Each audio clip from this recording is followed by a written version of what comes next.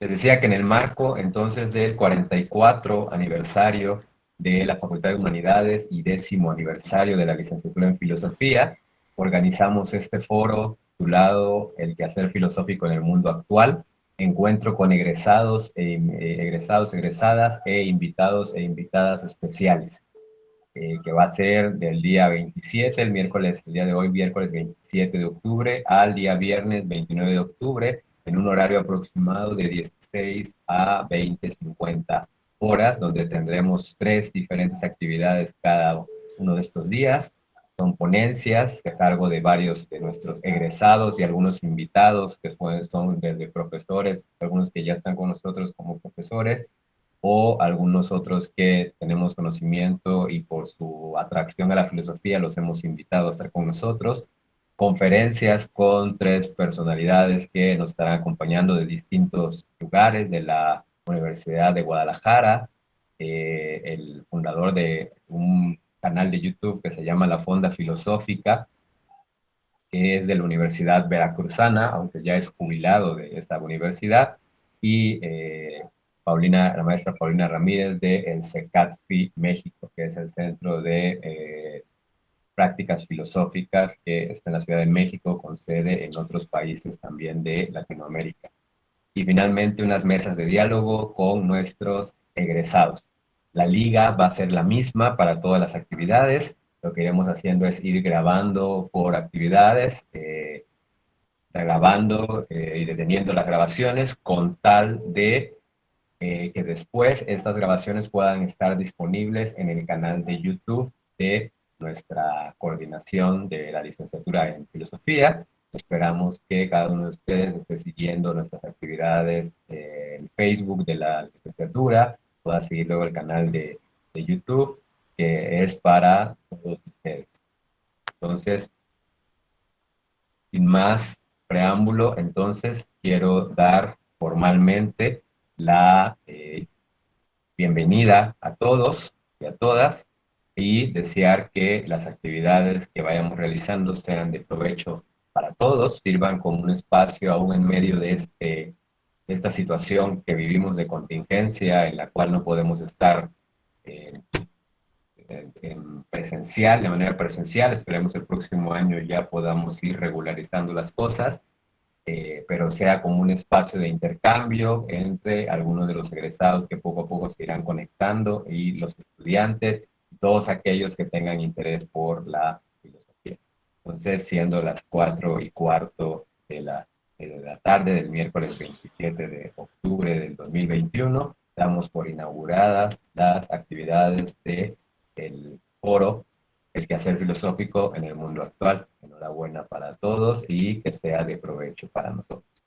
Entonces, cedo la palabra al doctor Raúl Trejo Villalobos, profesor de la licenciatura en filosofía, que nos ayudará con la moderación de las actividades tituladas las ponencias, reflexiones sobre la obra Esencia de la Filosofía de Wilhelm Dilthey. Él nos explicará la dinámica, nos explicará cómo surgió la propuesta y bueno, aquí están creo que 2 de los participantes, nos falta uno, creo, Rodrigo Díaz Cadena, que no se ha conectado, espero que no tenga ningún inconveniente, pero bueno, adelante, doctor Raúl.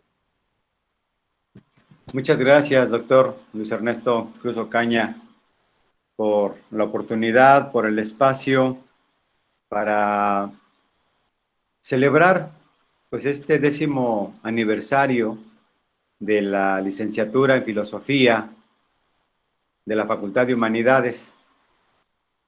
Y qué mejor manera de poderlo celebrar que con la participación de algunos egresados en torno a la lectura, la reflexión y a partir de este momento el diálogo filosófico de una obra que me parece puede abrir muchos senderos en el ámbito de la filosofía en nuestro contexto.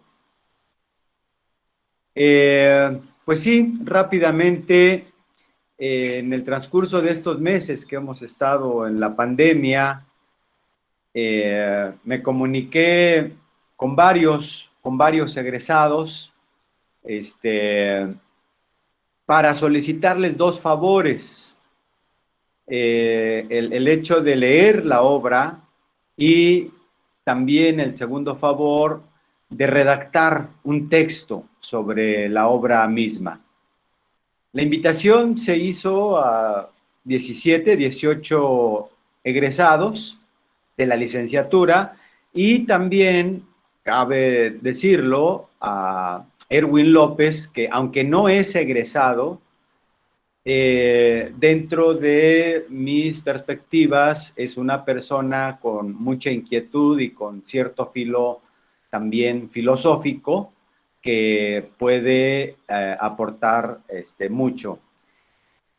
De esta invitación, algunos me dijeron que no, algunos egresados me dijeron que no, algunos egresados me dijeron que sí, pero que no iban a participar. Y pues bueno, un poco de lo que se trata es de la invitación, ¿no? De la invitación a sumarse. Nadie sabía de los otros, de que yo se los había solicitado a los demás. Pequeña travesurilla, ¿no? Por decirle de alguna manera. Pero el asunto y la finalidad última es de que, siendo egresados de la licenciatura en filosofía, se pudiera entablar un diálogo, una serie de discusiones, de polémicas, de críticas, en cuanto a la lectura de los planteamientos de esta obra, lo que nos convoca, la esencia de la filosofía. Entonces, a partir de que 8 o 9 de los invitados, de los convocados, me respondieron con el texto, y en el proceso de la organización de este evento del 10º aniversario de la licenciatura, pues ya fue que se buscó el espacio, y qué mejor que se haga aquí y celebrando los 10 años de la apertura de la licenciatura en nuestra facultad. En términos, digámoslo así, muy generales. Hace 10 años, cuando se abrió el primer grupo de la licenciatura, se hicieron unas primeras jornadas filosóficas. Evidentemente, pues nada más había un grupo, que fue la primera generación, y pues sí, se realizaron una serie de conferencias, de mesas con distintos invitados, pero pues a la vuelta de 10 años es importante, sería interesante ir haciendo pues un corte, ¿no? Pero con los mismos egresados, que los mismos egresados son los que tomen la palabra. Entonces, pues hasta allí, digámoslo así, el motivo, las razones, las causas del por qué nos encontramos en este contexto y con esta mesa en particular. Se comunicó conmigo Rodrigo hace unos minutos para decirme que iba a dilatar un poco, que tenía por allí algunos pendientes, que todo estaba bien, pero que iba a dilatar en conectarse. Y pues bueno, la dinámica para poder ir avanzando, tenemos hasta las 5:45, 5:50, si no mal recuerdo, y de los textos que me mandaron, está el de Raúl y está el de Erwin, que está un poquito más extenso, el de Erwin con relación al de Raúl, pero bueno, vamos a seguir el orden del programa y le vamos a solicitar a Raúl Pesa que ocupe un promedio de unos 15, 20 minutos en su participación para leernos, para exponernos su lectura y sus reflexiones con respecto a la obra La esencia de la filosofía de Wilhelm Dilthey.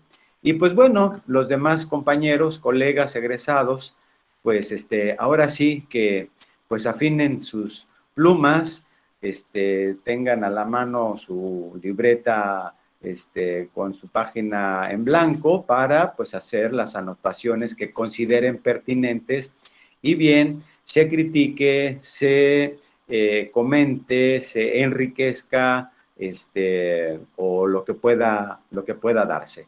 Estamos invitados todos de igual manera.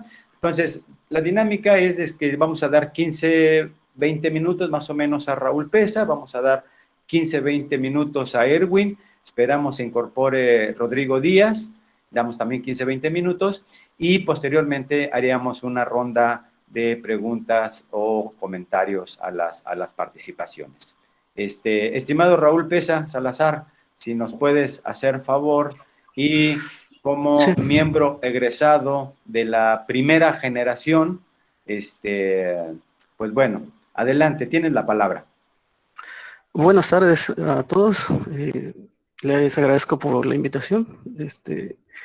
Pues procederé a leer mi ensayo. Es un ensayo expositivo acerca de la obra de Dilthey, que se titula La esencia de la filosofía.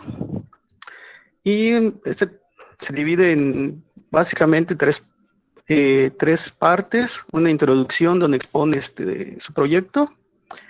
Y una segunda parte donde plantea el procedimiento histórico para determinar la esencia de la filosofía y otra parte donde plantea la esencia de la filosofía comprendida desde el mundo espiritual. Pues empiezo con la introducción. Y la introducción de la obra es la exposición del proyecto de investigación de Dilthey. El objeto de estudio es la esencia de la filosofía. El problema que plantea es que no hay un concepto que exprese de forma adecuada la esencia de la filosofía.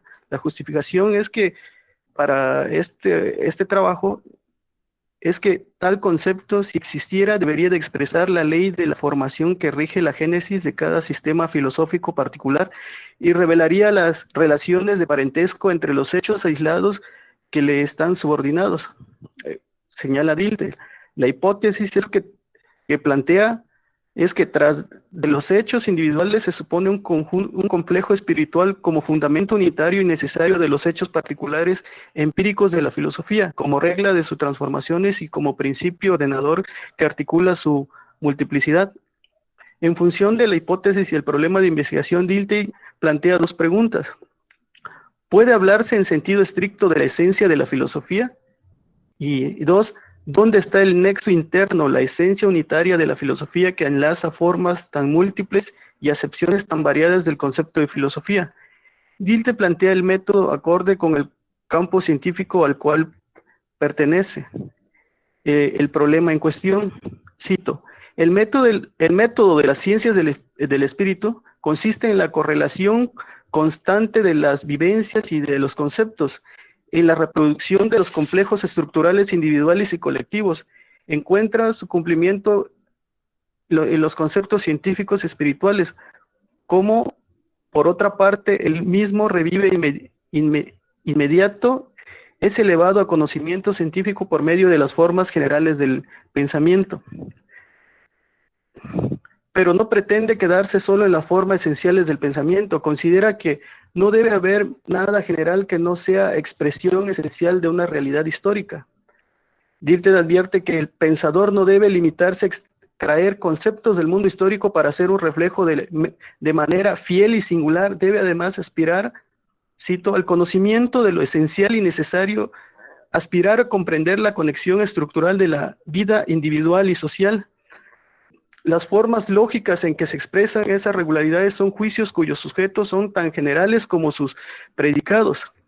Estos sujetos generales al servicio de la ciencia del espíritu son la filosofía, el arte, la religión, el derecho, la economía, que tienen en común la generalidad y una conexión interna que los vincula entre sí como hechos causados por diversas personas. Sin embargo, para Dilthey, aún con estas propiedades, las ciencias del espíritu no deben admitirlo sin, cito, indagar la esencia del objeto que ya es determinante en la representación general y en la denominación, y partiendo de ella corrigiendo la representación general indeterminada, quizás errónea, y erigirla en una determinación unívoca. Pretende cientificidad, pues. Dilthey se cuestiona, ¿qué camino seguir, pues? Porque todo intento por formular una definición conceptual es circular, porque implica conocer de antemano los rasgos distintivos que constituyen el concepto a definir. Esto supone un problema porque ese concepto no puede ser derivado de verdades más generales y mientras esto no sea posible, no queda más que hallar el contenido objetivo unitario partiendo de los hechos según el método empírico. La legalidad genética que se manifiesta en los fenómenos de la filosofía. Sin embargo, esta solución es parcial porque aun si presentara un contenido unitario, la nomenclatura filosofía solo puede ser exacta al ser definida en términos esenciales. Dilthey replantea su hipótesis de la siguiente forma. De los hechos designados con el nombre de filosofía o filosóficos, extrae un concepto de la esencia, y el concepto de la esencia debe hacer posible luego la explicación para la atribución del nombre a los hechos. Esta esencia que debe ser extraída de las diversas definiciones de filosofía que han formulado los filósofos desde sus propias culturas y sus propios sistemas. Definiciones que son, cito, la abreviatura de lo que caracteriza una formación histórica de la filosofía, muestran una dialéctica interior cuyos posibles estudios han recorrido la filosofía en el complejo de cada cultura. Cada una de estas posibilidades debe revelar fecundidad para la definición del concepto de filosofía. Dilthey considera que el camino correcto para determinar la esencia de la filosofía es, primero, agotar los contenidos del concepto; segundo, distinguir con la mayor exactitud los rasgos esenciales; y finalmente, delimitar bien las regiones fronterizas. Para lo cual se requiere comprobar que los sistemas tienen contenido común, agruparlos en conjuntos y finalmente examinarlos profundamente. Bien, eso es, así plantea realizar su proyecto en la introducción. Ahora bien, veamos cómo aplica la teoría. ¿Cómo aplica Dilthey el esquema teórico? En la primera sección titulada Procedimiento histórico para la determinación de la esencia de la filosofía, Dilthey parte de los rasgos comunes de ciertos sistemas filosóficos y establece un criterio común que permita la incorporación de otros sistemas de pensamiento al dominio de la filosofía. Establece un par de criterios comunes: los rasgos de naturaleza formal, como el carácter de universalidad y la búsqueda de un saber de validez universal, y la homogeneidad de contenido, como el enigma de la vida y del mundo, y la imposición de la soberanía del espíritu o elevación de toda acción a la conciencia. Dilthey sostiene que el concepto de filosofía posee un contenido universal y una conexión interna de carácter histórico. La confrontación del filósofo con el enigma del mundo y la vida es una actividad que se mantiene constante a lo largo de la historia y del cual se originan los conceptos que forman la filosofía. Esta actividad se mantiene constante en el espíritu filosófico a lo largo de la historia. Dilthey enfatiza que todas las posiciones de la conciencia filosófica, todas las determinaciones del concepto de filosofía en que se expresan estas posiciones constituyen una conexión histórica. ¿Cuál es el contenido que Dilthey dota a todos estos conceptos? Divide la historia de la filosofía en etapas y empieza por la antigüedad, precisamente en Grecia, con el origen de la filosofía que segmenta en 4 momentos correspondientes a 4 escuelas y sistemas: el de los presocráticos, el socrático platónico, el aristotélico y el estoico. Hay una omisión justificada por Dilthey de la Edad Media y el Renacimiento, trasladándose de forma directa a la modernidad y a sus contemporáneos. Una nueva conciencia metódica surge en esta época que incide en la fundamentación de la esencia de la filosofía, originando 2 vertientes, uno metafísico y otro ametafísico. El primero abanderado por el método constructivista, trascendental y dialéctico, y el segundo abanderado por la teoría del conocimiento, interpretación positiva de la realidad y la experiencia interior o del espíritu. De esta indagación histórica, Dilthey obtiene 2 resultados, uno negativo y otro positivo. Lo negativo es la falta de una conciencia histórica en los filósofos, que los conduce a la conceptualización de la filosofía desde la perspectiva de sus sistemas y la negación de las otras posturas. Lo positivo es que había, cito a Dilthey, la misma tendencia hacia la universalidad, a la fundamentación, la misma dirección del espíritu a obrar sobre la totalidad del mundo dado, y siempre lucha en ella el rasgo metafísico de penetrar en el núcleo de este todo con la exigencia positiva de la validez universal de su saber. Dilthey enfatiza haciendo una distinción entre la filosofía y otros dominios de la cultura. Afirma que, a diferencia de las ciencias particulares, ella misma busca la solución del enigma del mundo y la vida. A diferencia del arte y la religión, requiere dar esta solución en forma universalmente válida. El término filosofía o filosófico, se aplica a otras manifestaciones del espíritu como la religión, la literatura, la poesía, y por proximidad que se produce el hecho de que se ocupen de resolver el problema del enigma del mundo y la vida. La unidad interior entre religión y filosofía se alcanza por la doctrina del logos y la interpretación alegórica, mientras que entre filosofía, la experiencia de vida, la literatura y la poesía, la unidad interior se produce en la búsqueda de influencia de los escritores sobre el público. Cito, y con aquellos que avanzan partiendo de la investigación filosófica y que, desesperando del sistema, quieren expresar y fundamentar más libre y humanamente el saber sobre la vida. En la segunda parte de la obra, la esencia de la filosofía comprendida desde su posición en el mundo, Dilthey amplía el esquema teórico que nos había presentado en la introducción, enfocándose en el mundo espiritual producto de la relación de la vida psíquica con el mundo exterior. Empieza con la incorporación de la fundamentación de la filosofía en el complejo de la vida anímica, la sociedad y la historia, fijando la posición de la filosofía en la estructura de la vida anímica y en la estructura de la sociedad. Para esto, Dilthey primero expone las especies de relaciones que se dan en el complejo estructural psíquico de la vida anímica o la vida humana, del que en su conexión están entretejidos en forma más diversa percepción, recuerdo, proceso discursivo, impulso, sentimiento, apetito y volición. Complejo psíquico que también presenta un carácter teleológico en el que se da la experiencia de vida, que presenta tres conexiones valorativas de las cosas, de la vida, y el de los fines, bienes, obligaciones, reglas de la vida, y el fundamento de un saber universalmente válido. Dilthey afirma que la filosofía surge de la reflexión sobre las propiedades fundamentales de la vida anímica, aprendiendo su conexión interior en un saber universalmente válido. Acto seguido, Dilthey sitúa el lugar de la filosofía en la estructura y organización de la sociedad, que al componerse de individuos estructurados, manifiesta sus mismas regularidades estructurales. De la estructura de la vida nacen complejos teleológicos o sistemas de la cultura con diversas modificaciones históricas.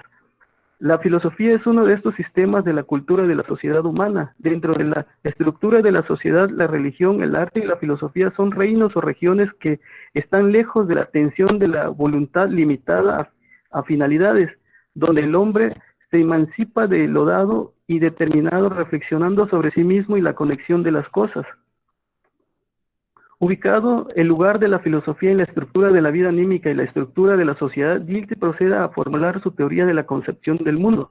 Las concepciones del mundo son interpretaciones de la realidad que expresan el sentido y significado de la vida, y su diversidad depende del tiempo y lugar. Son visiones de la vida, expresiones artísticas de comprensión del mundo, dogmas determinados religiosamente, sistemas filosóficos. Para Dilthey, las concepciones del mundo explican la forma en que debe entenderse el enigma del mundo y la vida, como objeto común a la religión, filosofía y poesía. La concepción del mundo contiene una relación interior de la experiencia de la vida con la imagen del mundo, relación de la que se puede derivar siempre un ideal de vida. Es la concepción del mundo lo que relaciona la religión, la poesía y la filosofía. Sin embargo, se distingue en la estructura psíquica. Para Dilthey, los rasgos en que la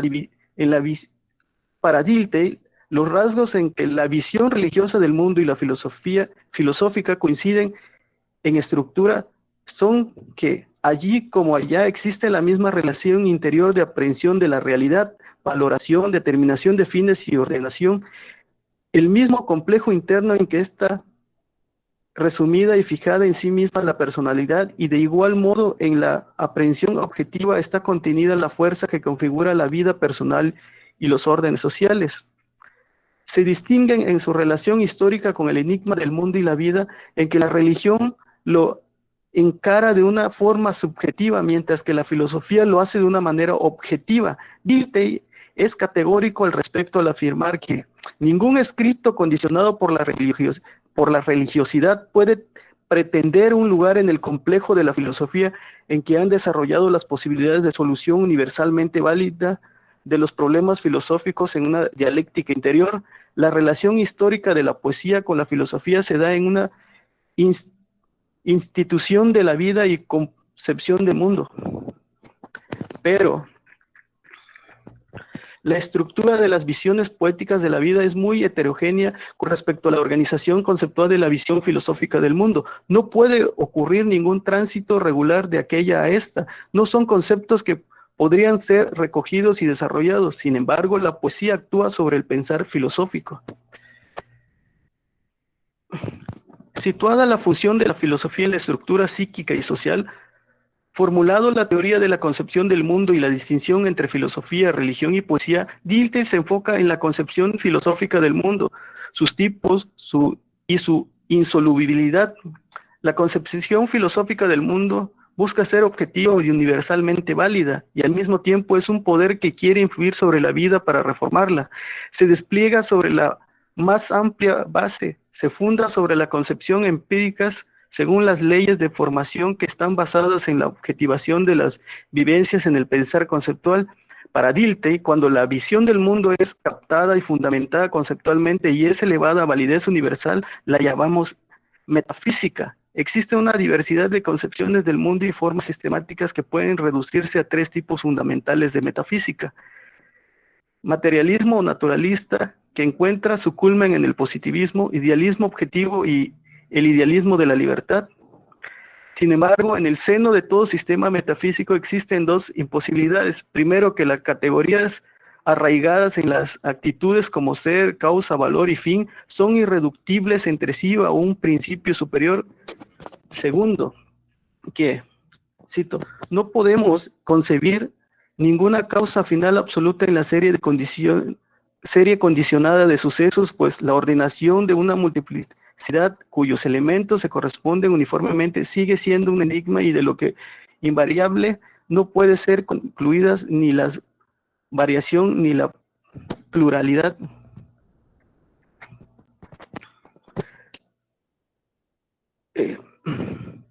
Expuesto la estructura de la concepción filosófica del mundo, Dilthey se enfoca en la cultura humana y sus complejos teleológicos, que se organizan según relaciones intrínsecas entre el conocimiento del mundo y la vida y las experiencias del espíritu y las órdenes prácticas que se realizan los ideales de nuestra conducta. El pensamiento conceptual era algo habitual en la política, el orden jurídico, el derecho penal, la religión, las artes, posibilitando el posterior desarrollo de la reflexión filosófica. El espíritu filosófico se caracteriza por una autorreflexión universal y la fuerza plasmadora y reformadora de la personalidad fundada en ella, y también por la fuerte tendencia a fundamentar y relacionar inherentemente al filósofo.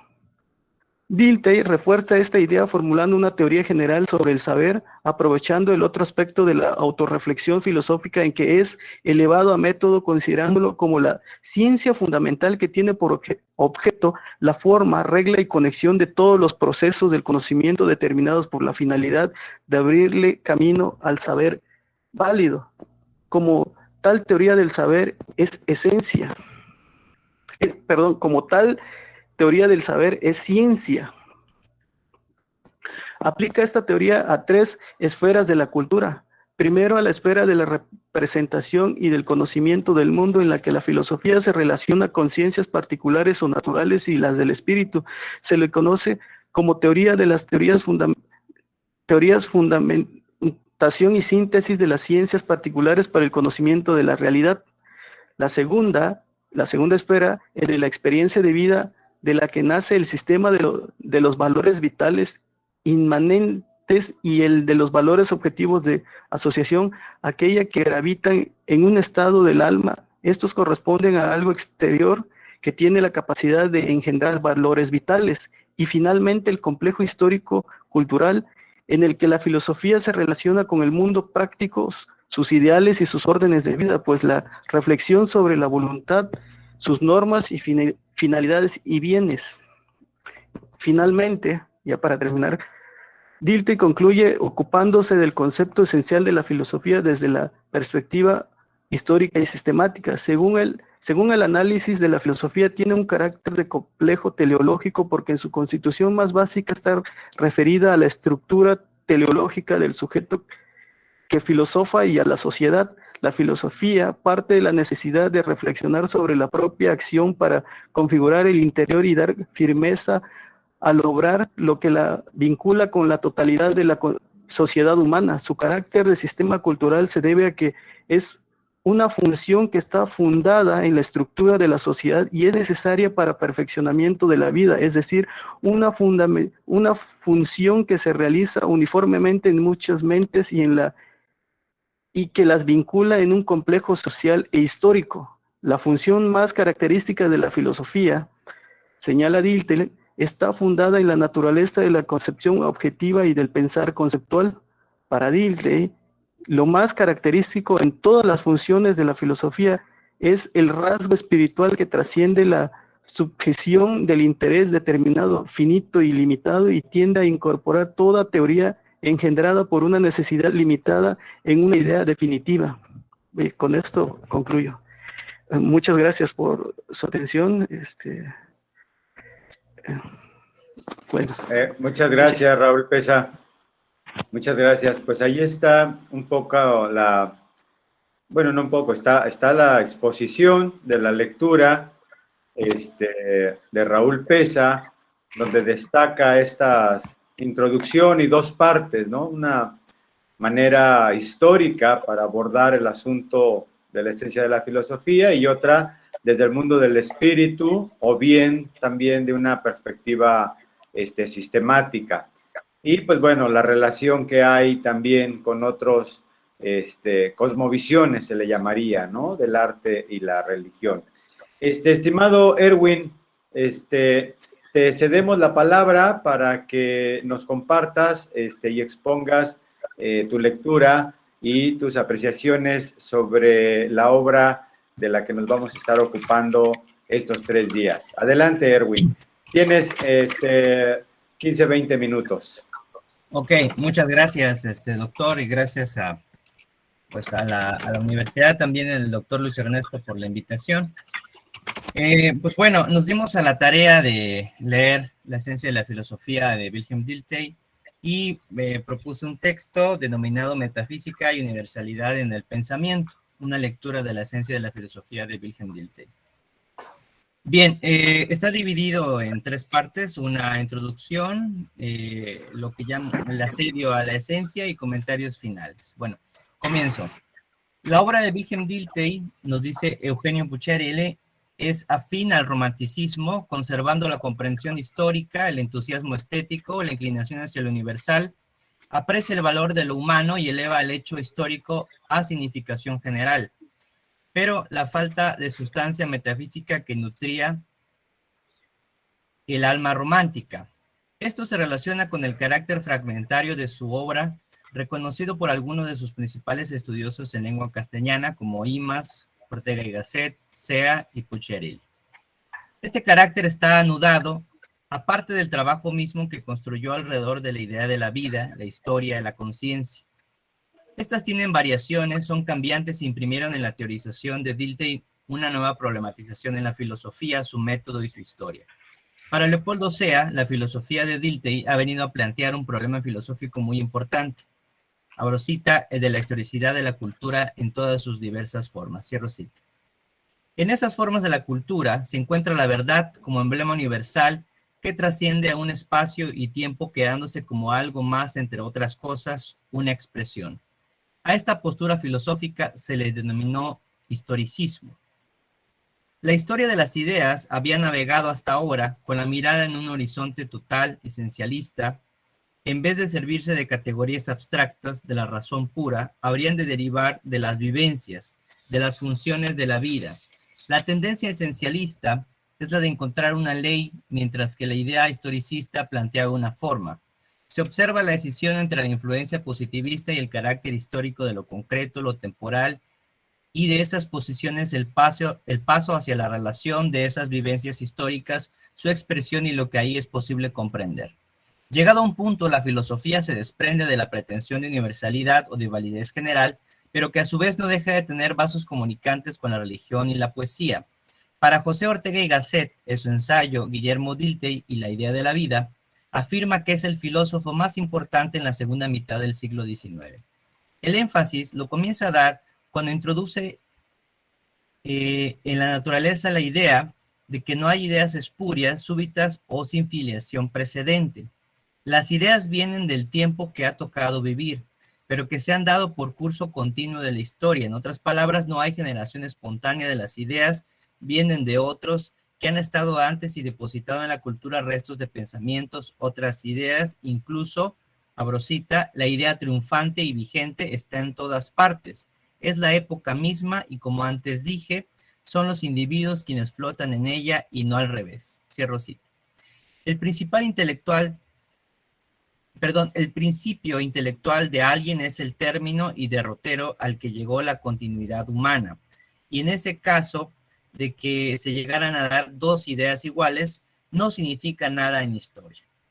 Nos es familiar, por lo tanto, la idea de la historia, su concepción en Dilthey y la idea de circunstancia en Ortega y Gasset, mientras que este último decía en 1914 en sus Meditaciones del Quijote, yo soy yo en circunstancia, y si no la salvo a ella, no me salvo yo. Wilhelm Dilthey aseveraba en 1907, el nombre de la filosofía o filosófico tiene, según la época y el lugar, significados distintos, y las creaciones espirituales que han recibido este nombre por sus autores son tan diversas que parecería que las distintas épocas hubieran asociado a la hermosa palabra filosofía, acuñada por los griegos, imágenes espirituales siempre distintas. Cierro cita. Al propio Ortega y Gasset le pareció al principio una sorpresa patética encontrarse en Dilthey con resonancias y similitudes entre su pensamiento y el de él. Abro cita.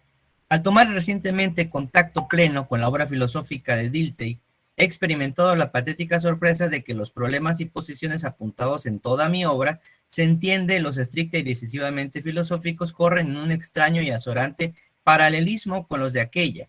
Nada más azorante, en efecto, que encontrarse ya muy dentro de la vida de pronto, con que existía y andaba por el mundo otro hombre que en lo esencial era uno mismo. La literatura ha dado forma a ese medular azoramiento en el tema del alter ego. Cierro cita. Sin embargo, el acceso a esos caminos sinuosos que llevan a senderos paralelos en el intelecto filosófico vienen del extrañamiento con la vida que se tiene, ya que para el que desarrolla un pensamiento es de mejor acceso lo que está fuera de él, pues es desconocido, opaco y enigmático, mientras que mirar hacia adentro es de más difícil acceso, pues, abro cita, la intimidad primaria que con mi vida tengo al irla viviendo me impide verla como un objeto o realidad que pueda constituir tema de investigación, problema para el conocimiento. Mi vida me es transparente y lo transparente es lo más difícil de ver. Cierro cita. Tal es la recomendación metodológica que hace Ortega y Gasset para toda propuesta filosófica que incluye el acceso a la cotidianidad de la vida, a su extraña familiaridad al cual llegaron estos dos pensadores. Podríamos decir que después de 18 siglos se permitió en el camino del intelecto aprender nuevos objetos para el intelecto filosófico.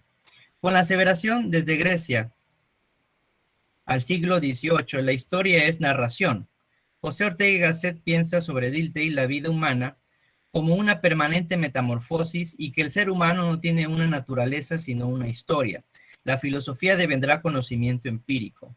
Extrae la siguiente reflexión, abro cita. La filosofía no es, pues, solo asunto intelectual. En ella aspira a un régimen autónomo la totalidad del sujeto, su pensamiento, su emoción, su voluntad. Cierro cita. La filosofía es concebida bajo esta luz como una función de esa conciencia que es a su vez histórica, y ella produce las filosofías más diversas. En este sentido, para Ortega y Gasset son dos notas que definen la filosofía en cuanto a función. Abro cita, la totalidad como tema y la autonomía como modo. pantonomía y autonomía, cierro cita. Esto se suma a una idea más, la del comienzo de la filosofía, como propedéutica para una posterior filosofía sistemática. Una de las primeras tareas del filósofo es la de hacerse cargo de su momento histórico como consecuencia de lo pasado.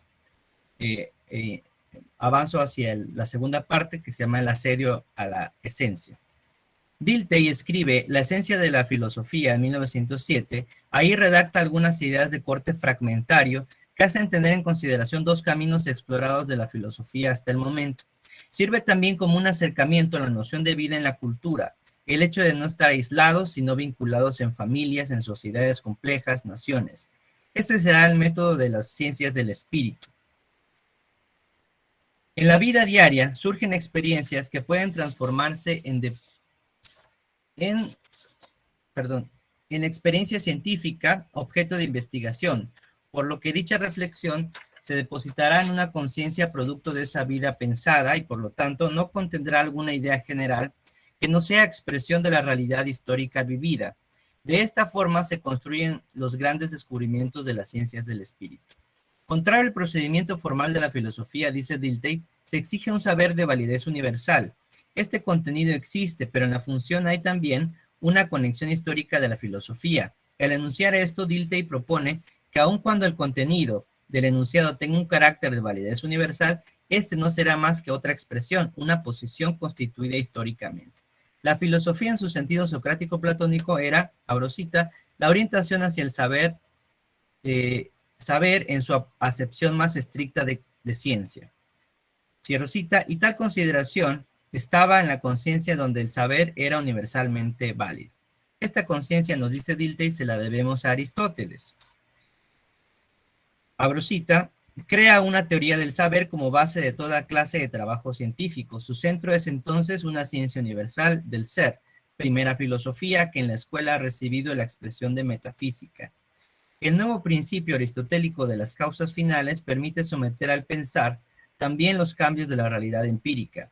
Así nace el nuevo concepto de la filosofía como unidad de las ciencias, reproduce en conceptos la conexión objetiva de la realidad que va desde el conocimiento de Dios hasta el conocimiento de la determinación teleológica en el hombre. Cierro cita. El problema que observa Dilthey es que la conciencia vive en la síntesis de todos los tiempos y percibe en toda creación particular la relatividad y la caducidad que le son propias. Esta es una contradicción en el instrumento del pensar filosófico, pues está la esencia, el absolutismo, la tendencia a la totalidad y también la advertencia del pedazo histórico que se desprende en cada avance intelectivo.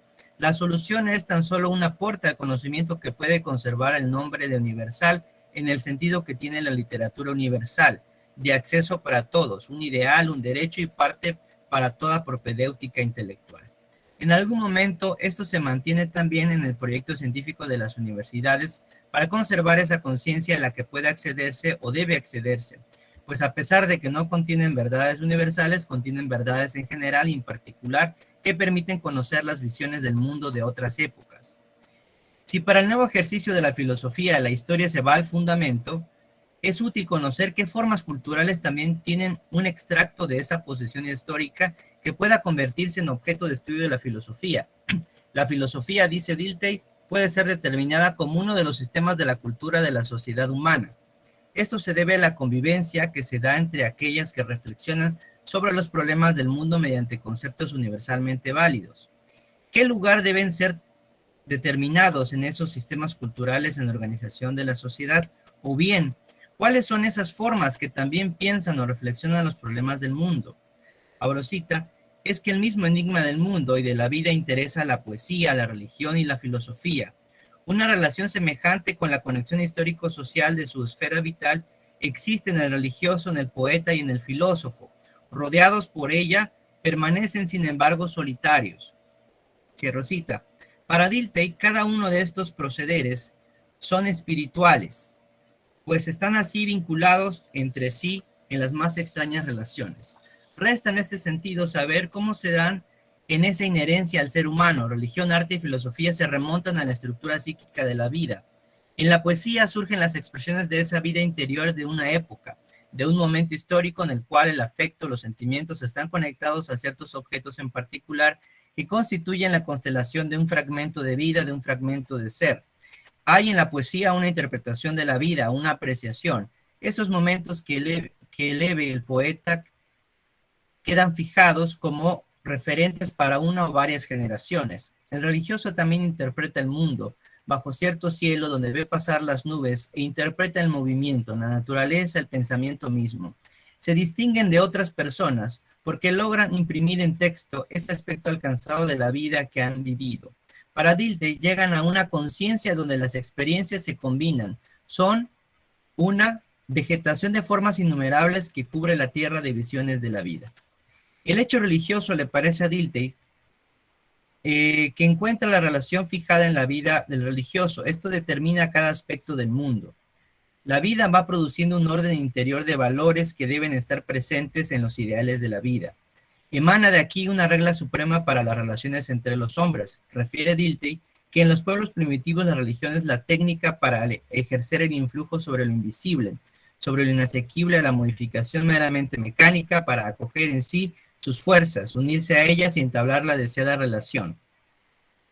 De ello, surgen nuevas maneras de vincular los actos y definirlos como buenos o malos, de acuerdo a los encargados sacerdotes, una organización de vida.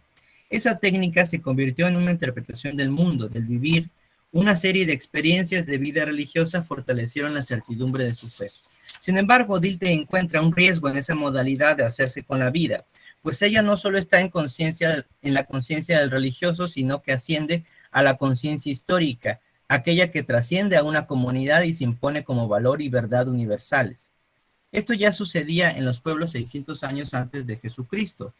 Abro cita: la unidad de los nombres, del dominio del Dios más fuerte prestigiado por la victoria, la unicidad del santo, la supresión de todas las diferencias en el objeto religioso místico, el conocimiento del orden armonioso de los astros, estos y otros puntos de partida completamente distintos, surgieron la teoría de lo uno invisible. Cierro cita. Fue el pensamiento más grande de esos tiempos, pero porque atañen a aspectos de vida fundamentales, las necesidades humanas. Pero el aspecto espiritual es más que una necesidad, pues el lenguaje sobre lo divino tiene que ser sensible a todos, ser simbólico, luz, pureza, altura. En el mismo sentido, abro cita, la forma de interpretación real más general y completa para la conexión de las cosas condicionada por la divinidad es la constitución teleológica del mundo. Cierro cita. No solo es el máximo sentido, sino el derrotero del sentido. Este es el aspecto más inmediato con el aspecto esencial o esencialista de la filosofía, la metafísica, Anaxágoras, Santo Tomás y Duns Scotus. Un elemento que fortalece la vida religiosa con el mundo es su carácter comunitario. La comunidad de los creyentes se unen alrededor de la divinidad y se convierten en hermanos. Todos son hijos de Dios. Dilthey indica que la religión y la mística proceden a la filosofía en todos los países que han avanzado a medias o completamente hacia la filosofía. La vida religiosa, su interpretación, se conceptualiza, se escribe y se hace institución. Se presentaron dogmas de primer orden que estaban en una región distinta a la razón, es decir, no tenían un aspecto fundamentado en la intelección y, al ser incorporados por la filosofía grecorromana, surgieron dogmas de segundo orden, originando doctrinas de las cualidades de Dios, de Jesucristo y de la vida cristiana del hombre. Hay una visión filosófica. Mientras que la historia había nacido para Dilthey en Grecia, era notorio que habían encarado al mundo con un conocimiento que ellos creían universalmente válido, y por lo tanto así lo habían definido sus exponentes. La ley interior devino ley exterior. Esto es así, explica Dilthey, porque, abro cita, todos los tipos de la visión religiosa del mundo han influido sobre la filosófica, pues en ellos reside el fundamento tanto para el tipo del idealismo objetivo como para el idealismo de la libertad, cierro cita.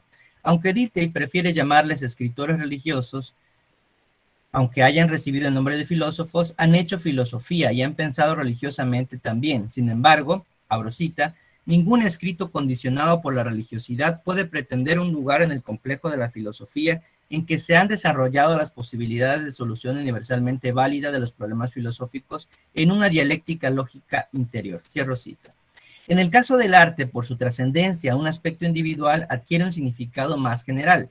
La grandiosidad de una obra de escultura, una pieza musical o una pintura provocan disposiciones de ánimo que no serían posibles por otros medios, pero solo uno entre las diversas modalidades del arte está capacitada para expresar más disposiciones de ánimo, dice Dilthey, abro cita. Solo la poesía reina libremente en los dominios de la realidad y de las ideas, pues tiene en la lengua un recurso expresivo para todo cuanto pueda presentarse en el alma del hombre, objetos exteriores, estados íntimos, valores, determinaciones de la voluntad, y en este recurso expresivo del discurso ya está contenida una versión intelectual de lo dado, y si en alguna de las artes llega a expresarse una visión del mundo, es en la poesía. Cierro cita. Definido el actuar del poeta como un reflejo irreal de la realidad, produce más que una visión del mundo, una interpretación con recursos múltiples de sentido y significación. El actuar del poeta es la de un vidente que observa el sentimiento de una época, de una comunidad de afectos, de una vida de emociones de otras vidas. La poesía llega a la conciencia, asciende como el hecho religioso, pues el efecto más profundo nace cuando el sentimiento del momento de la vida se amplía en un progreso según ley y repercute en la conciencia de su significado. Es en las variadas formas del poema donde se encuentran las iluminaciones de significados y trozos de sabiduría que pueden llamarse cabalmente universales, pues están a disposición de quienes las signifique por igual. Bueno, voy a Sí, aportar. sí, ya va cerrando, por favor. Sí, voy a dar los comentarios finales. 2 minutos. Bueno, sí. La filosofía y el trabajo filosófico hicieron posible la conciencia histórica que está constituida por el trabajo mismo del reconocimiento y entendimiento del pasado. Desde la génesis de las ciencias naturales o morales hasta el uso de las funciones propiamente filosóficas ya diferenciadas con el tiempo. Ortega y Gasset menciona que la propuesta de Dilthey es una antesala del desarrollo de la fenomenología, pues indica que ésta debe de tener un método que haga valer esta tarea filosófica separada de la metafísica como visión del mundo como mero reflejo. Según Ortega y Gasset, a Dilthey le hizo falta el instrumento metódico con el cual extender este planteamiento que sería muy utilizado por toda una generación de filósofos. Volverse sobre el funcionamiento de la conciencia era una tarea distinta en vez de colocarse como visión del mundo. Sin embargo, pensamos que tanto Dilthey como sus estudiosos, incluyendo Ortega y Gasset, dejan de lado algo fundamental en el estudio de esa conciencia. Ortega y Gasset se pregunta cómo lograrlo, a lo que responde mediante un método dual. Por un lado, analizar las actividades de la mente según éstas se han corporeizado en productos externos como son las ciencias de la naturaleza, de la historia del Estado, de la sociedad y las artes, religiones, política, industria. Y por otro lado, el método que consistiría en analizar la propia conciencia en su viviente integración y funcionamiento. Eso nos permite descubrir la unidad efectiva en que aquellos elementos obtenidos en el análisis de las ciencias se hallan realmente en que viven y son de verdad, corrigiendo así la óptica falsa en que se presentan cuando los vemos aislados con la pretensión cada uno de tener sentido por sí y aislado. Finalmente, si utilizáramos aquí el planteamiento que subrayamos de Ortega y Gasset sobre lo transparente, no habría que extrañarse metódicamente sobre el accionar de la conciencia que se mueve tan cómodamente en los dominios de la razón y el intelecto o la historia. No haría falta en este sentido buscar ese extrañamiento desde distintas posiciones, tanto en relación a los contenidos producidos por la conciencia como los dominios territoriales de la conciencia, como escuchar a los otros hablar, como escuchar a otro hablar sobre sí mismo sin ser exactamente el sujeto de quien parte el camino hacia el percatarse sobre la conciencia en actos, un extrañamiento en el acto mismo de tomar distancia. Habría que pensar y despejar esa paradoja del estar convencido que no, pero aún así persistir en el absoluto. Si existe una función esencialista de la mente, ¿cómo llegó a serlo? ¿Qué condiciones de la vida posibilitaron su anclaje a la mente y por qué es tan poderoso como para no alejarse de la constitución mental? En todo caso, habría que seguir planteando el uso y las facultades de esa función esencialista de la conciencia. ¿No estaría ella incluida en la esfera completa de un esencialismo, de una visión, un espejo? Dejamos estas ideas para una posterior lectura que nos permite tener los elementos suficientes para desarrollar la lectura de la mente en su carácter no metafísico universalista. Bueno, muchas gracias. Muchas gracias, Erwin. Pues de igual manera, ya yendo un poco más allá de la exposición, poniendo como ingredientes lecturas del mismo Dilthey, valoraciones a partir de Ortega y Gasset, por ejemplo. En fin, Damos paso al tercer ponente, Rodrigo Díaz. Tienes entre 15 y 20 minutos, Rodrigo. Ajá. Y posterior a tu participación, vamos a abrir una ronda de preguntas y comentarios a las participaciones de Raúl Pesa, de Erwin y a la tuya misma. Tienes la palabra, estimado Rodrigo. Gracias, doctor. Procedo a leer entonces lo que escribí, que se llama el texto La pregunta por la filosofía, ¿no? Dice, la pregunta por la filosofía misma, de la filosofía como totalidad. Sus temas, sus objetivos, sus linderos, su fin último. Este es el tema principal del texto del hermeneuta alemán. ¿Qué es la filosofía? Esta, podríamos decir, ha sido una de las preguntas constantemente presentes en la historia de esta disciplina. En general, esta cuestión es tratada cada tanto de tiempo por cada nuevo filósofo o por cada nueva corriente filosófica de envergadura. Conociendo un poco los últimos movimientos filosóficos de importancia, así como los no tan nuevos, tanto como los verdaderamente viejos, uno puede dar cuenta uno tras otro de cómo el análisis de Dilthey es acertado. Podría decirse que en general el texto puede partirse en varias secciones. Por ejemplo, la justificación del análisis histórico como método para delimitar el contenido de la filosofía, seguido de otra sección en donde se explican las interrelaciones que la filosofía ha tenido con todo el conjunto social, con la dimensión anímica y psíquica del ser humano, y alguna más en donde explica la influencia de la filosofía con las ciencias en general. Una última en donde las relaciones y similitudes entre filosofía, religión y poesía es pormenorizada. Dice, el autor nos va acercando a síntesis puntuales de lo que ha sido la filosofía para Platón, Aristóteles, las escuelas aristotélicas, así como para el medioevo, el Renacimiento, las escuelas racionalistas, empiristas y criticistas. Podemos reconocer entonces una primera característica en su análisis de lo que ha sido la filosofía. Su objeto es el análisis de los sistemas o autores que han sido sistemáticos. El camino del autor es proponer que no podemos decidir cuál sea la esencia de la filosofía simplemente analizando un sistema, digamos el hegeliano, o solamente analizando una época. Por ejemplo, el tiempo de esplendor filosófico griego, o un interés epocal, digamos Dios en la Edad Media, y uno estaría también tentado a decir que tampoco a ningún delimitante geográfico-cultural, por ejemplo, solo lo europeo. Si esto fuese así, las definiciones de filosofía quedarían en mayor o menor medida incompletas, serían inexactas.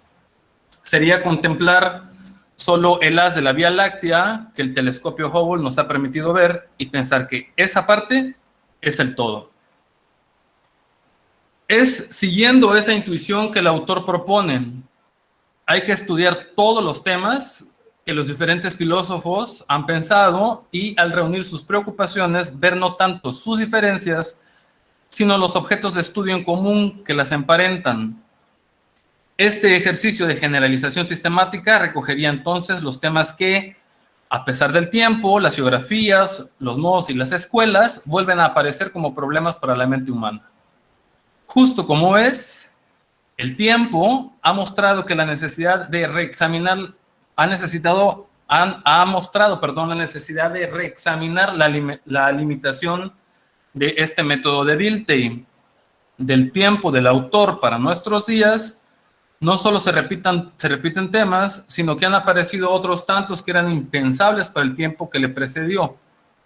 Por la época, a Dilthey no le toca conocer la preocupación tan detallada y desarrollada por el lenguaje, el llamado giro lingüístico, o aquella de qué es lo que sea el cuerpo, el llamado giro corporal, los límites y expansión de lo que llamamos naturaleza humana, su transformación en lo que podríamos llamar cyborg, siguiendo a Donna Haraway, los estudios de la filosofía queer, la performatividad del género, siguiendo a Judith Butler, así como lo prostético en el sexo, siguiendo a Paul B. Preciado, así como todos los feminismos habidos y por haber. El estudio histórico de los sistemas filosóficos es, entonces, un proyecto para poner siempre al día, siempre pendiente a ampliarse y seguirse ejecutando hasta el día en que el último ser viviente o entidad con conciencia deje de respirar y reflexione sobre todo lo que vive. Aun cuando sabemos qué problemáticas aparezcan en el futuro, lo cierto es que, aun cuando no sabemos qué problemáticas aparezcan en el futuro, lo cierto es que hay bastante del pasado que se puede tomar en cuenta. Empezando por Sócrates, a través de Platón, podemos saber ya una cosa importante en particular. Platón nos muestra a un Sócrates que pregunta, que refuta, que vuelve a definir y contraargumenta, que busca pasar del ejemplo vivencial puntual a la experiencia común, hacia la generalización. Esa va a ser, desde el más antiguo testimonio, la aspiración de muchas filosofías, por no decir todas. Universalidad y concepto de aquello que nos ocupa, de aquello sobre lo cual reflexionamos. De los ejemplos a los conceptos y de estos a la universalidad. De Sócrates, que ve la filosofía como la búsqueda de la sabiduría, no ya el estudio de la misma, sino su anhelo, su búsqueda. A un Aristóteles que desea la filosofía como el investigar el saber por el saber mismo, pasando por los estoicos que viven la filosofía como práctica de vida. Dilthey nos va enseñando cómo cada época, cada circunstancia histórica, cada matriz histórico-cultural produce y es influenciada por una filosofía producto de ella misma, sin que por ello deje de tener rasgos que atraviesan todo el tiempo. No es, sin embargo, solo el estudio de estos rasgos lo que nos dará la esencia de la filosofía.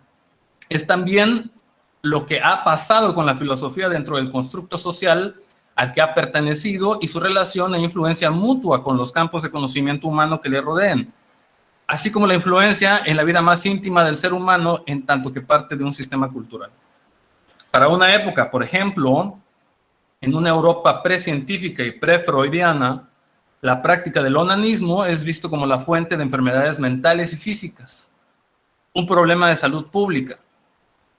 Esos valores contrarios o encontrados con la masturbación, al surplus de placer, de goce de energía que no produce una mercancía o producto tangible, tienen su origen en la prohibición judaica de no derramar la semilla, crimen por el cual Onán fue castigado. Esa valoración psíquica, emocional que el cristianismo heredará, producirá una serie de reflexiones desde distintos campos que se irán imbricando tan cercanamente el uno del otro que hoy es imposible saber cuál fue primero. Desde los estudios médicos o psiquiátricos al respecto, hasta las teologías filosofantes que justificarán éticamente esa visión de controlar ese extra de placer a través de muchas técnicas. Por ejemplo, guantes antimasturbatorios, cinturones de castidad, cinturones contra la masturbación masculina, artefactos eléctricos, perforaciones, etc. Esa misma valoración interior de la masturbación ha cambiado en nuestros días. Y ha cambiado tanto que los mismos objetos que se usaron como técnicas para controlar a las histéricas, para controlar a los masturbadores y masturbatrices, se ha resignificado y forman parte del espectro de prácticas sadomasoquistas. Otras teologías filosofantes se han construido en el camino respecto al mismo tema y la filosofía propiamente hablando ha ido cada vez más explorando y desarmando el campo de los placeres y usos de sí. Entonces, lo que un sistema filosófico puede contener o no, y en esa medida lo que la filosofía en su esencia puede tratar, tendrá que ver directamente con aquellos valores más íntimos que el individuo tenga por los más importantes en su vida anímica y psíquica. También se verá en el texto de Dilthey cómo la filosofía está relacionada con los campos del conocimiento humano que existen en general. La relación que la filosofía trata de tener con las ciencias en general es diversa. ¿Qué cambios se dieron en la filosofía? Por ejemplo, cuando pudo descubrirse que nuestro planeta no era el centro del universo. ¿Cuáles? Cuando empezamos a intuir que éramos uno entre millones de galaxias. ¿Cuáles? Cuando descubrimos que hay un proceso de evolución de las especies y que no aparecimos en este mundo literal o simbólicamente en 7 días de creación. ¿Qué cambios cuando descubrimos que mucho de lo que hacemos está atravesado, jaloneado por pulsiones inconscientes y que muchos de nuestros problemas tienen que ver con la sexualidad? Aportaciones todas de otras ciencias que tuvieron que haber repercutido fuertemente en la antropología filosófica que se tuviese del hombre en ese tiempo. A su vez, la filosofía ha ido influenciando a otras ciencias particulares. Ha desarrollado filosofía de la educación, filosofía de la ciencia, filosofía del arte, filosofía del lenguaje. Fuerte ha sido el embate de las corrientes diversas de feminismo como filosofía y activismo para desarrollar mayor sensibilidad en los cuadros médicos, por ejemplo, que atienden a mujeres, o en la despatologización no solo ya de la homosexualidad, sino de la transexualidad en nuestros días. Fuerte e intenso ha sido también el diálogo de ida y regreso entre filosofía y psicoanálisis, o entre filosofía y teología. Incluso hay teólogos hegelianos. En esas articulaciones especiales con otras disciplinas también hay elementos que deben ser considerados en la medida en que se repitan como constitutivos de lo que se vaya a encontrar sea la esencia de la filosofía.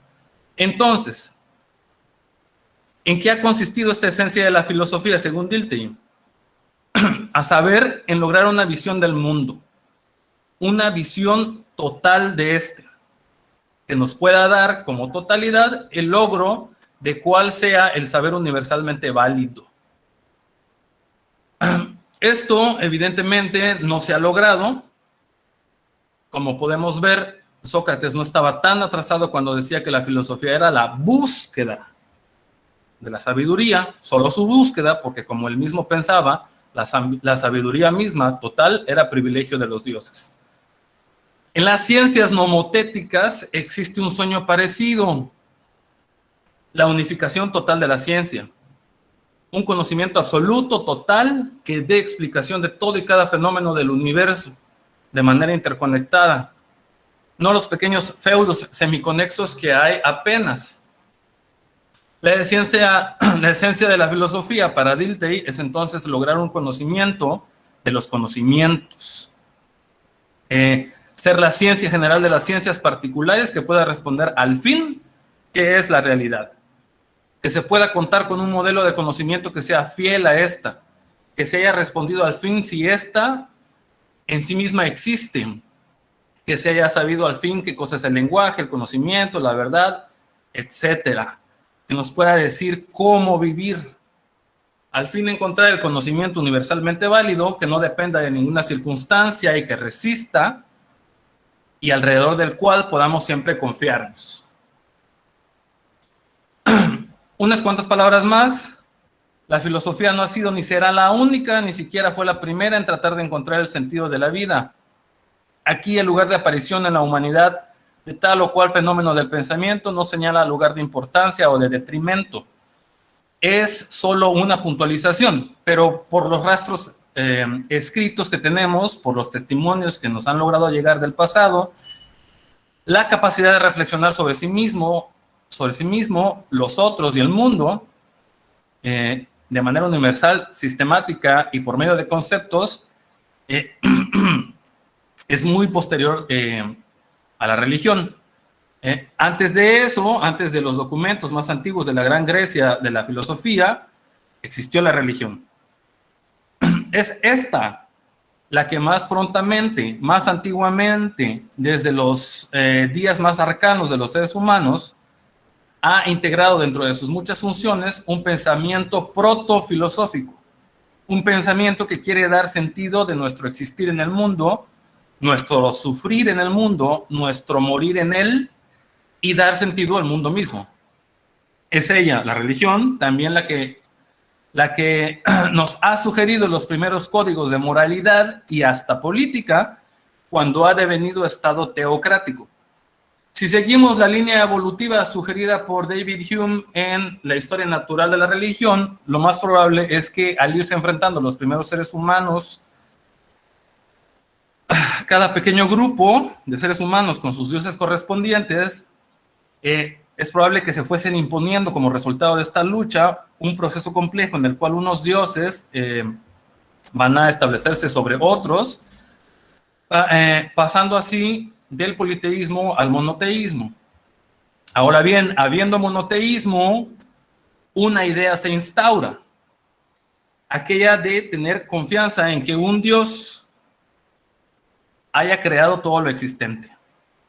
De eso puede seguirse la intuición de que debe de haber un orden en el todo. Entonces, además de ser las religiones el primer intento o el más antiguo por contestar cuestiones que propiamente la filosofía puede llegar a formalizar, es además el campo de donde vino la intuición de que al ser todo producto de un solo Dios, tiene que haber un orden y una finalidad. Esto es que hay teleología en lo que existe. Todo tiene un porqué, solemos decir. De esta intuición de teleología del mundo, de todo lo existente, nace aquella disciplina que tratará ya más racionalmente, incluso fuera de lo religioso, de encontrar el sentido de la totalidad en la filosofía. Dicho, la metafísica. También en esto está de acuerdo el filósofo contemporáneo alemán Marcus Gabriel, al decir que sin religión no hubiese habido metafísica y sin esta no hubiese habido ciencia. Eso, claro, no quiere decir que los intentos por responder al sentido del mundo y de la vida del hombre deban de quedarse en lo religioso, ni siquiera que debamos ser religiosos. En el sentido más vulgar del término, a final de cuentas, la religión es una actividad humana en la que se manifestó primero una inquietud innata en nosotros, innata en el sentido de que todos tenemos la potencia de desarrollarla, no ya que todos la desarrollemos. No significa que tengamos que rechazar cualquier instinto de religiosidad tampoco, de trascendencia, de espiritualidad en el más alto sentido de los términos. Tal vez solo significa que ante las mismas preguntas, varios caminos pueden tomarse. Uno lo ofrece la religión, otro lo ofrece la filosofía y otro, al decir de Dilthey, la poesía. Dilthey toma la poesía en su más estricto y alto sentido. Perdón. Desde Homero hasta nuestros días, el poeta lucha por plasmar una experiencia, un acontecer, de la manera más exquisita posible, más diferenciada del lenguaje cotidiano. En ella pone valores, aspectos de la vida que lo han marcado, y esto nos deja ver un posicionamiento del poeta ante la vida, ante el mundo. Además de eso, Dilthey alega que es la menos sensorial de las artes, la poesía. Además de eso, estoy leyendo mal. Dilthey alega que es la menos sensorial de las artes, la más cercana a lo conceptual. Recordemos que ese es un rasgo apreciado por la filosofía, universalidad y conceptualización. El autor considera entonces que poesía, religión y filosofía están no solo de frente a los mismos dilemas y problemas de la humanidad, sino una frente a otra indisolublemente opuestas. Sobre todo filosofía y religión. Tal vez sea esto fruto de los posicionamientos tan absolutos de la religión de su tiempo, el cristianismo de su tiempo. Poco importa si protestante o católico, igual de tosudos para el momento. Aunque Hegel diga que la filosofía absorberá la religión, o aunque de acuerdo con el profesor Mario Teodoro Ramírez, hablando de la irreligiosidad del actual filósofo francés Quentin Meillasson,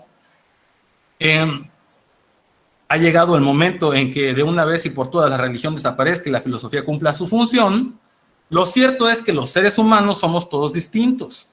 Y un mismo ser humano experimenta a lo largo de su vida ser un mar en el cual se agitan muchísimas corrientes, contrarias e ignotas, impensadas incluso. Entonces, ese creer que somos seres monocromáticos todo el tiempo, vacíos de toda duda y que podemos ser toda la vida o religiosos o filosóficos, tomadas como inherente e irremediablemente excluyentes entre sí, esté tal vez y solo tal vez un poco alejado de la compleja realidad de nuestras existencias. Podemos ser principalmente filosóficos, pero habrá momentos del día, micromomentos del tiempo en que deseemos algo más que racionalidad pura, en que, como dice Heidegger al ser citado por el filósofo francés Jean-Luc Marion, de nada le sirve al hombre el concepto filosófico del ser o de la causa sui, pues ante ese Dios conceptualizado el hombre no puede danzar, pedir, orar. Y habrá que preguntarse si, con independencia de si exista o no lo que hasta hoy hemos pensado como Dios, la sola práctica de la oración no sea más bien un elemento toral, insustituible en la producción y sostén de sentido en la vida, en el apaciguamiento de la angustia de muchas personas. No es de extrañar entonces que aún hoy jóvenes educados en sociedades de primer mundo, en países cunas de ciencia y filosofía, aún teniendo trabajos estables, dejen trabajo y se dirijan a los templos del budismo zen. Y pasen incluso durante estos tiempos de pandemia, periodos de meses, años, practicando el zazen, el trabajo comunal y la educación de la mente. Porque nunca es suficiente una vía, nunca lo ha sido, para tratar de hallar sentido a los días y las horas, a nuestra condición inmisericordia de animales conscientes de su muerte. La filosofía, con toda su gloria y su esplendor, con todo el horizonte que nos abre, justo como algunas prácticas de la espiritualidad y como el arte, no podrá jamás contestar plenamente a la interrogante profunda que siempre representa a un ser humano. Mucho menos monopolizar toda la experiencia humana y querer encontrar lo que, de acuerdo con Dilthey, ha sido la esencia de esta disciplina.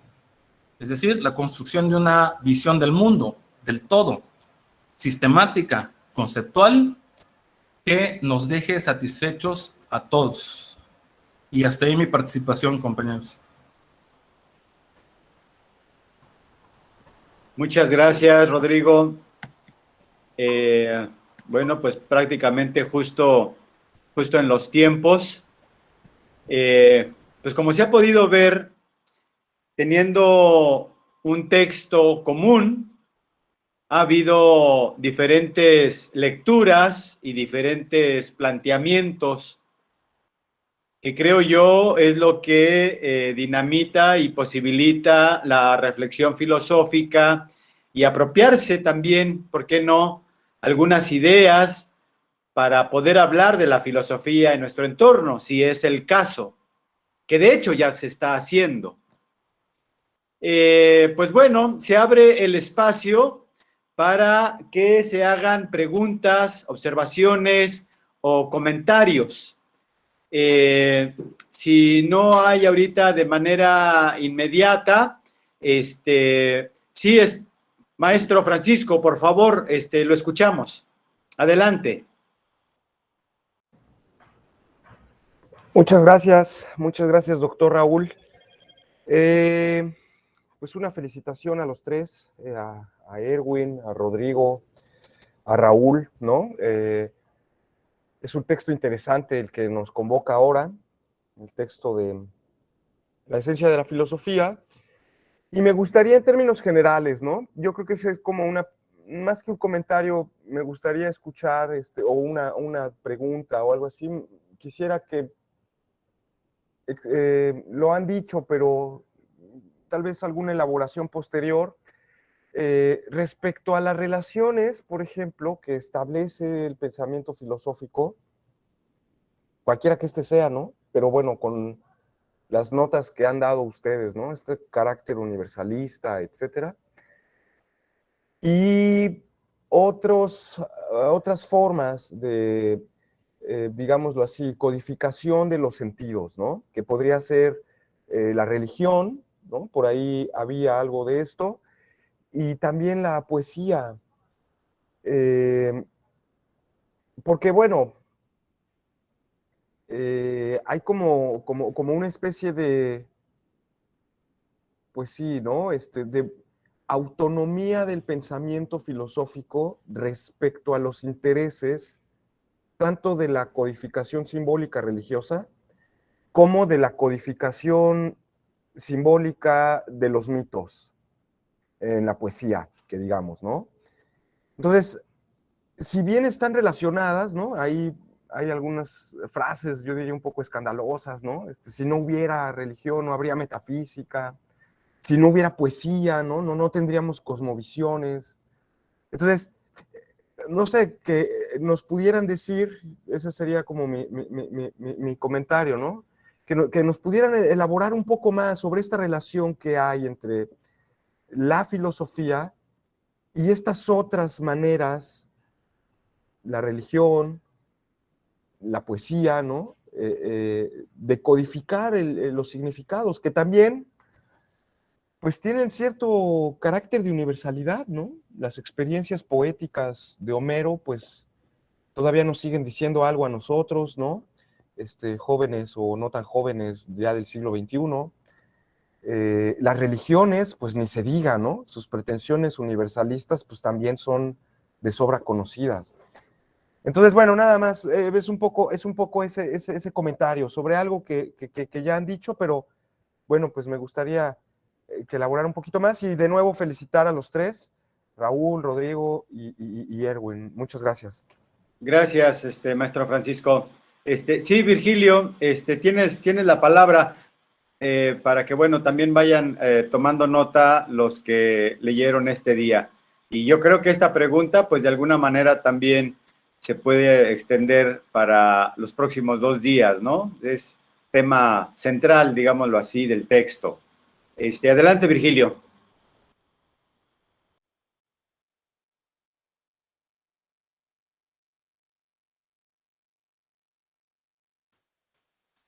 Al parecer, entró a jugar el juego del calamar, Virgilio. Se fue. Está congelado. Se fue. No sé si alguien, antes de que, bueno, si se vuelve a integrar, no sé si alguien de los tres quiera decir algo ante el planteamiento del maestro Francisco. Sí, maestro, si me permite. Rodrigo, adelante. En lo que entra el compañero Virgilio, que se le congeló la cámara. Sí, como decía el maestro Francisco, la primera vez que leí esta afirmación temeraria, que no es mía, es de Marcus Gabriel, en su libro ¿Por qué no existe el mundo?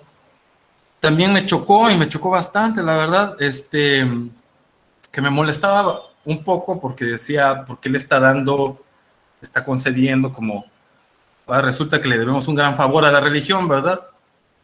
Pero con la tranquilidad que dan los días, pues pude separarme un poco de las emociones personales, ¿verdad? Y como cavilarla un poco más. Creo que la idea un poco, porque no la explicita mucho Marcus Gabriel, es que la idea de que de la religión, la idea que expandió la religión, de que este mundo tiene un origen en un principio, y un principio inteligente, y que luego entonces planifica todo, y asentó las bases en Europa, en las mentes, ¿verdad? De que luego entonces hay un orden, ¿no? No pueden haber o casualidades o accidentes, ¿no? Una confianza en que hay un plan, ¿no? Y que luego entonces fue gracias a la religión y al dominio en la Edad Media, ¿verdad? De las órdenes religiosas, que emanó por primera vez bueno, no por primera vez, pero probablemente sí, en uno de sus contextos más elaborados, la metafísica, ¿no? Y bueno, de ahí, de esa idea, podemos ver, no sé, los grandes metafísicos, en general racionalistas, suelen defender, por ejemplo, la existencia de Dios. Recuerdo los soliloquios que leímos de San Agustín probando la existencia del alma y la existencia de Dios a través de del álgebra, la trigonometría, las matemáticas, digamos, ¿no? Es decir, hay muchos racionalistas yéndose por el área de las matemáticas, ¿no? Con la confianza en que el orden del universo prueba que hay un Dios, bueno, es de ida y venida, digamos, ¿no? Y que esa confianza que se cimentó pasó de la religión a la metafísica, luego pasaría de la metafísica a la ciencia, ¿no? A la confianza de que hay un orden y que hay que desentrañar, digamos, las leyes que ya están ahí y que fueron puestas por Dios, ¿verdad? Si esto es cierto o no, no lo podemos saber porque solo podríamos saberlo, ¿verdad? Si reiniciáramos la historia es decir, hiciéramos un estudio de doble ciego con la historia y quitáramos al cristianismo de la ecuación y tuviéramos una Europa, no sé, si se pudiera atea o con las religiones que le eran propias anteriores al cristianismo, y ver si de todas maneras se desarrolla, ¿verdad? La ciencia sin metafísica y esta sin religión. Sería interesante, pero me parece que aun cuando uno no esté en armonía con las religiones oficiales que hay en el presente, como lo es el caso de Marcus Gabriel, el pensamiento es bastante interesante. Gracias, Rodrigo. A mí me gustaría comentar algo respecto a lo que planteó. Adelante, Erwin. Bueno, pues igual en la experiencia que yo tuve de la lectura del texto de Dilthey, pues en parte encontré como pues la resonancia que yo tenía de mis lecturas de los filósofos mexicanos, la filosofía de lo mexicano sobre todo, y pues a lo que me llevó fue o sea, lo que me dejó fascinado realmente fue el pensamiento de José Ortega y Gasset, que sobre Dilthey y la interpretación que hace, ¿no? Sobre ese texto. Me dejó maravillado sobre todo algo que cité en el texto y también otra cita que omití, que es la primera, la de el extrañamiento de lo transparente, que es una idea, me parece bellísima. Dice, o sea, el pensamiento funciona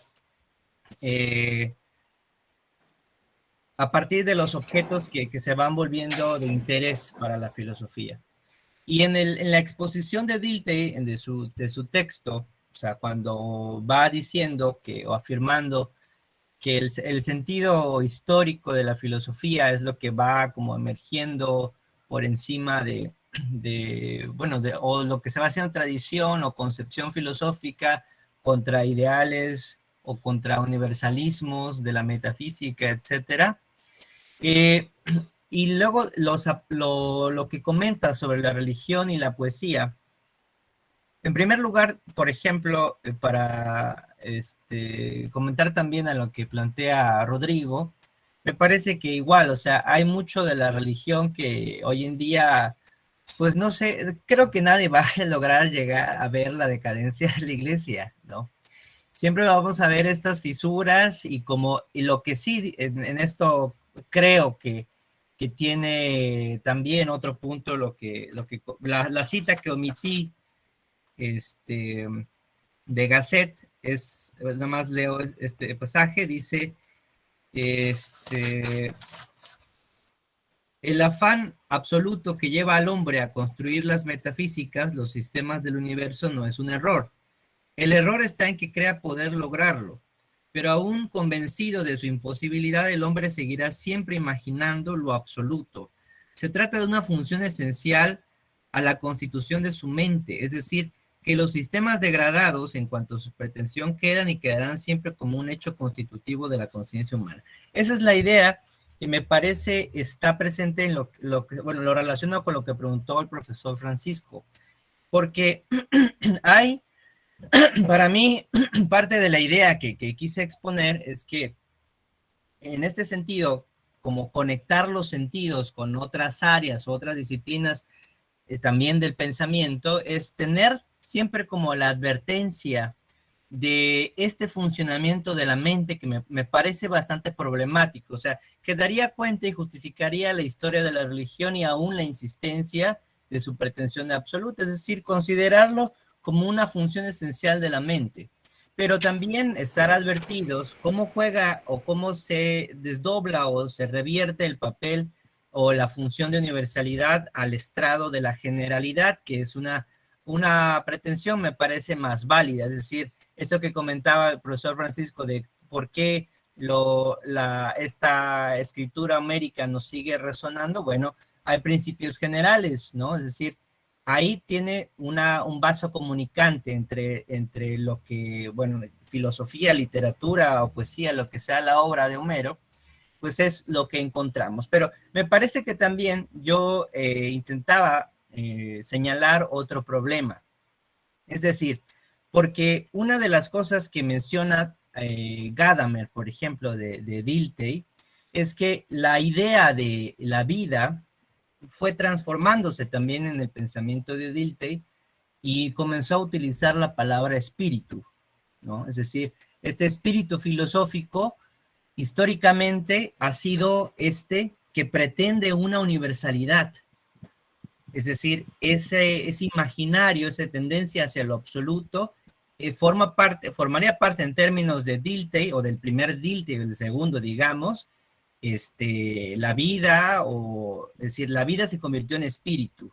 Y el espíritu filosófico, pues conectaría, en primer lugar, con sus no sé, como sus puntos particulares que también se vuelven como universales. Es como una paradoja, ¿no? Lo que yo quise poner, porque es la poesía. Es decir, las interpretaciones de la poesía, o la poesía como una interpretación, como una lectura, un dar sentido a lo que sucede en una forma particularísima de alguien, es decir, cómo alguien identifica, por ejemplo, un sentimiento a través de tales 5 o 20 palabras, es algo que nos da, algo inclasificable.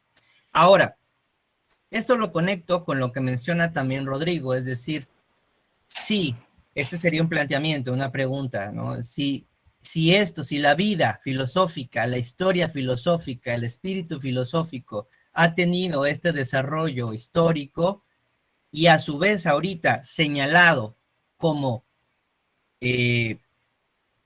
lo voy a decir así porque así se nombra, ¿no? Como heteronormativo, patriarcal o masculino, me parece que ahí tendríamos también algo que posibilitaría pensar esa función de pretensión de universalidad del pensamiento filosófico en tanto vida, como función también de la historia filosófica en tanto filósofos varones, ¿no? Ese sería como algo que me dejó pensando también.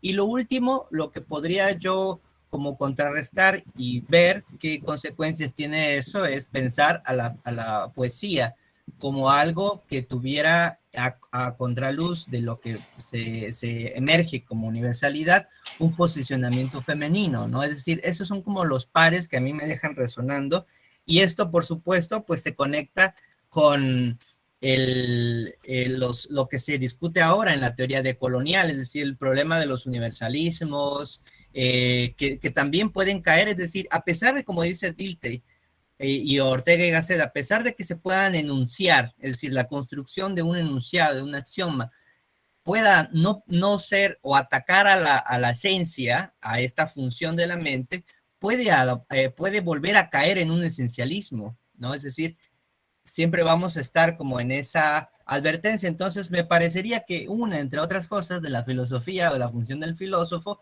estaría en ir advirtiendo cada vez esta ¿no? tendencia a función de la mente, ¿no? En estos términos. Gracias, Erwin. No sé si vi que entró por allí Virgilio, ya estamos un poco sobre el tiempo. No sé si quieras externar algo rápidamente, Virgilio, comentar. No, bueno, sí tenía ahí un par de preguntas, pero bien las puedo trasladar a otra parte del espacio del foro. La verdad es que estaba suscrita un poco la pregunta sobre la vigencia de Dilthey en compañeros, pero como se va a mantener el hilo sobre Dilthey y para no provocar una dilación en este momento del foro, bien lo puedo trasladar después. Gracias, Villo. Carlos Mario Hernández Prado, ya contestó por allí, Erwin. ¿Sí? Sí, Martín Mundo, muchas gracias por tu presencia. Adelante, por favor. Gracias. La pregunta por la filosofía. Me llamó mucho la atención la exposición de Rodrigo. Y es verdad que llevamos más de 2500 años intentando definirla. Desde Sócrates, Platón, Aristóteles, los estoicos, Dilthey. Y por ahí mencionó algo muy relevante, Rodrigo, nuevamente. Que estos sistemas intentan definir objetos de estudio. Y ahí está el problema. Que ya habíamos discutido en el tema de los objetos de estudio. Porque está bien cañón contestar desde un sistema filosófico cuando no se define bien el objeto de estudio, porque es multivariable. Y en tanto el objeto de estudio sea multivariable, habrán multivariables respuestas a la pregunta de qué es filosofía. Allí encuentro yo un problema sobre la intención de la pregunta por la filosofía y qué es la filosofía. ¿No será entonces que tenía razón aquel que dijo que la esencia de la filosofía solamente era preguntar? Gracias.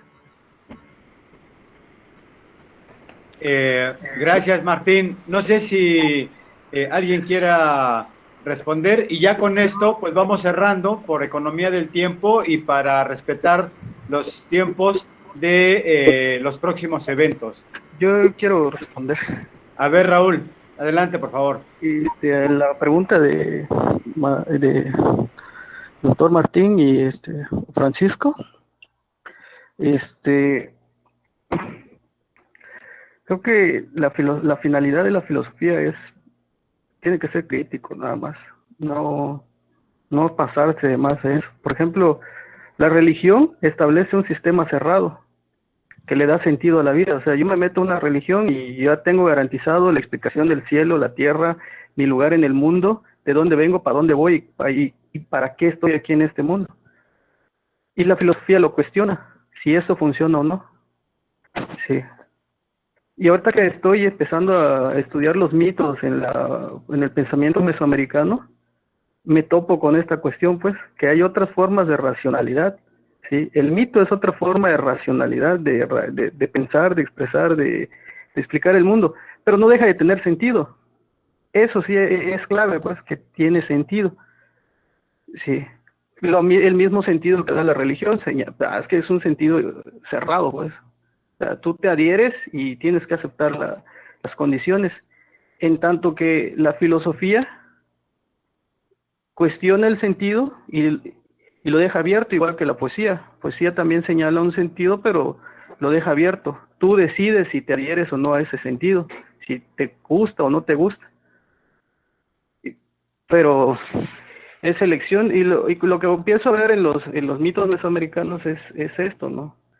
Que hay un sentido y un sistema, y por eso decía, aludimos a Dilthey con la cuestión de una visión completa del cosmos, pues, en el que se explica tu existencia en el mundo, tu quehacer, y de eso se puede derivar una ética, una estética. No vamos a negar la estética mesoamericana, las pirámides, todo esto, se deriva de ese sistema de pensamiento, ¿sí? Pero es otra forma de dotarle de sentido al mundo y de darse sentido a uno mismo, y funciona. Lo curioso es que funciona. Entonces,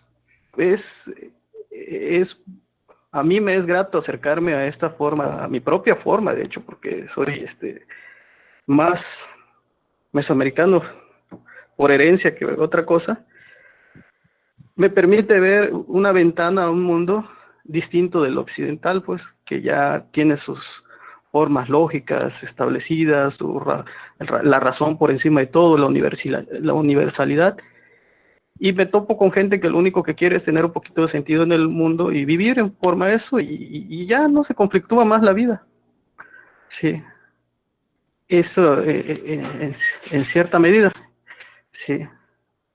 Pero que no deja de tener sentido, no deja de estar sistematizado, no deja de ser racional, no deja de ser ordenado, coherente, ah, pero planteado de otra manera, pues, sí.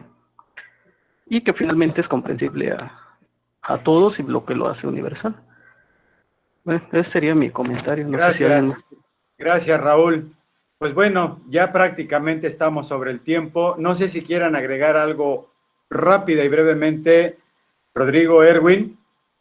De todas maneras, vamos a tener este mismo espacio, vamos a seguir leyendo y vamos a seguir haciendo planteamientos.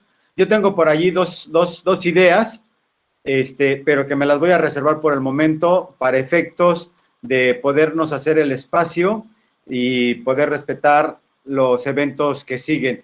Entonces, pues bueno, cerraríamos a manera de, ahora sí, como un gesto de moderación de mi parte, cerraríamos por el momento esta primer mesa sobre la lectura de diálogo filosófico sobre la esencia de la filosofía a partir del texto de Wilhelm Dilthey.